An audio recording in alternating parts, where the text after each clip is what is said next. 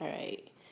I was mowing my lawn today and I accidentally hit this metal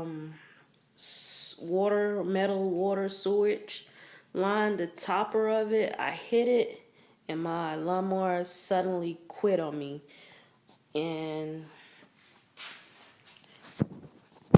I don't know what the hell happened, but I know when I pull my brake or whatnot down and pull the string, that does not come out.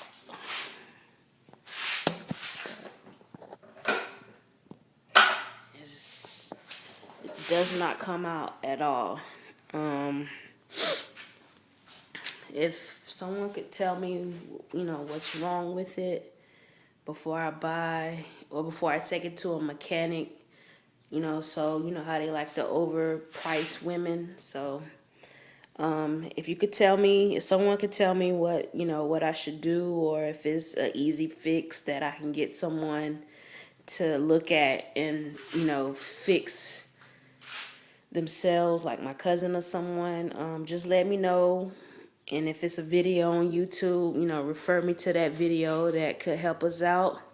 I'm a little handy, so I don't mind getting a little dirty.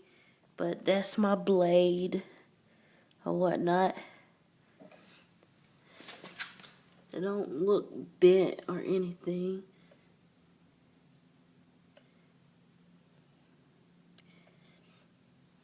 It don't look bent. So, yeah, if anybody could help me out, I would greatly appreciate it. I have a Craftsman silver.